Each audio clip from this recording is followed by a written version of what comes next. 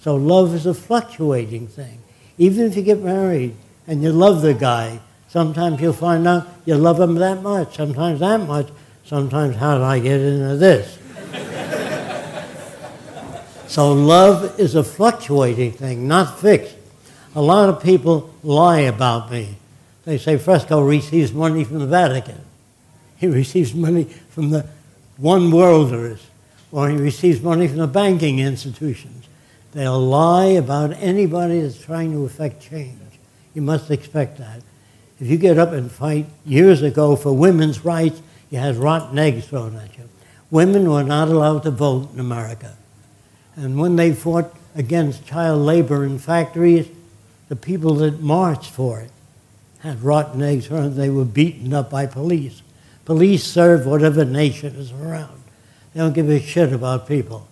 If a policeman really cared and if you're driving fast, he'd say, pull over, and then he'd say, do you have a driver's license? And he shows it.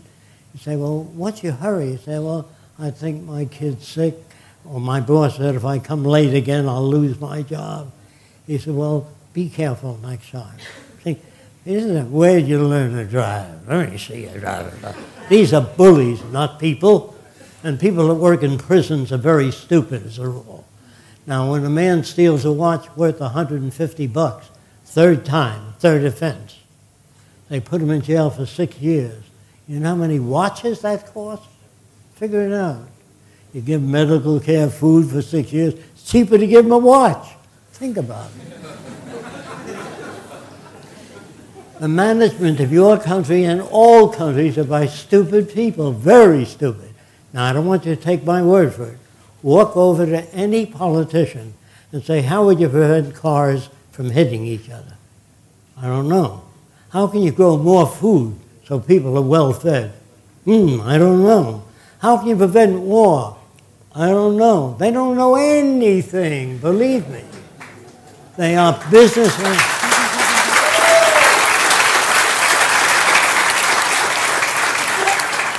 Another thing I want to say about politicians is that they do say things people like to hear.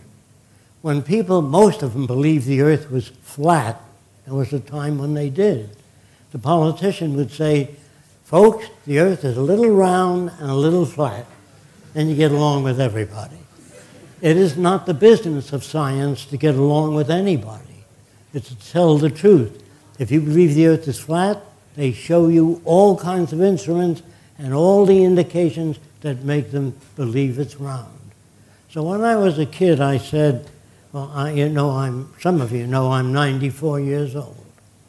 But when I was 21, I said, how are you going to change the world? So many different kinds of people. In the Arab world, the guy has 6 wives, and that's normal there. In other countries, they wear a bone through their nose. People are so different. How are you going to change them? And the first thing you have to learn to say, which is most difficult, I don't know.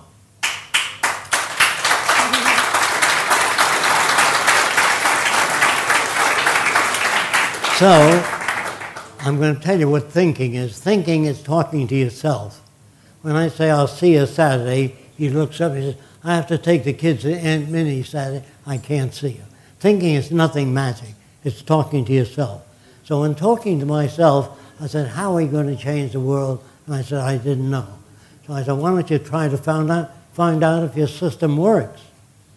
I said, yeah, that's a good idea. That's so I joined the Ku Klux Klan. How many of you knew that? And I dissolved it in a month and a half alone in Miami. There were about 32 members in that group.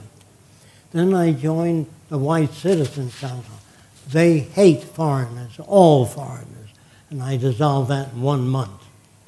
Then I went to Brooklyn, and I came back from California into Brooklyn, and I asked a lot of people what the most backward people were in Brooklyn. They said the Arabs that live in Atlantic Avenue. I said, what makes you think the Arabs are backward? They still believe the earth is flat. So I thought, boy, if I can't change them, how am I going to change the world? So I called the leader. You always deal with the leader of the group. That goes for the Klan, too. I called the leader. His name was Elbaz. He was an Arab, obviously. And he said to me first thing on the phone, "You are Arab?" With that kind of face. I said, "Yeah, that means yes in Arabic. I speak a little bit of many languages." So he said, "From where your father he born?" I said, "Lebanon." He said, "Very good, come and saw me. Come and see me." So I came to see him, and he said to me, "You believe the world is round?" I said, "Yes." He went. That means where he comes from, that makes sense. Can't be. So I said, he said, he pointed to his head first to show me how smart he was. He went like this, then he said, "If the world he round, like that, man fall me down here. All the water he fall me down from the world." So I said, "Boy, if I can't turn that guy around, how am I going to turn the world around?" So I gave him a balloon that I brought with me, and I rubbed it with fur real fast. I put cornflakes in his hand and told him to hold his hand away from the balloon. Does anybody know what happens if you rub a balloon and hold your hand on it with cornflakes? All the cornflakes jump up to the balloon. They're electrostatically attracted. And he scratched his head, his jaw hit the paper. He said, "World he magnet?" I said, "Eh, ah."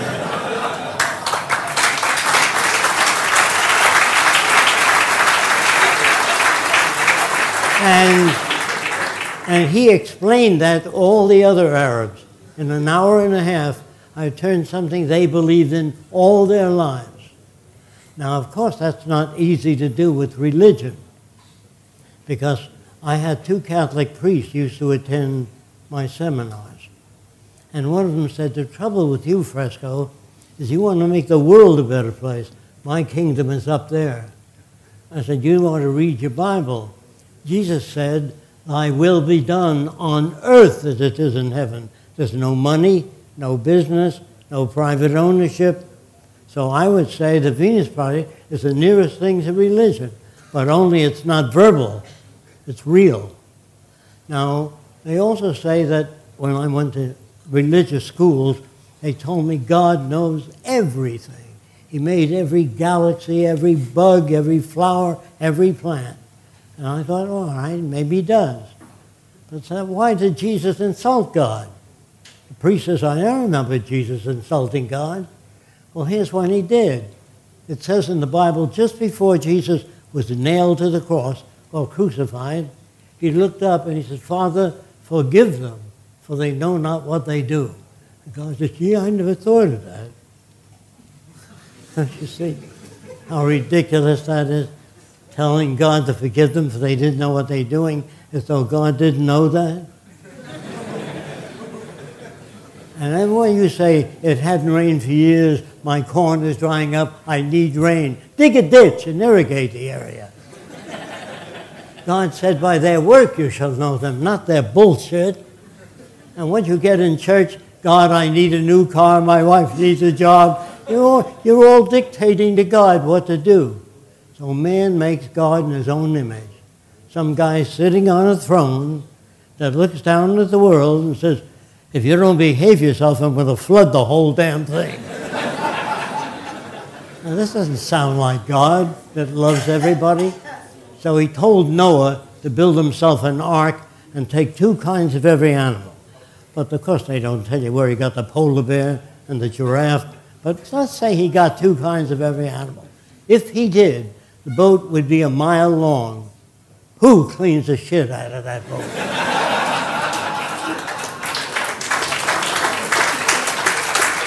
So that's what I mean by everything has to change in the world, because we live in a very old system. I'm not talking about technology. That's racing forward. But human values are the same. They're not moving. And I'm talking to you about a different kind of world, where there's no crime, no serial killers, no hungry people, no armies, navies, police, or prisons. Well, they say man has always been evil ever since he was created. Now, the story they tell us, God made a woman and a man and set them in a beautiful garden. And according to the Bible, snakes used to walk upright.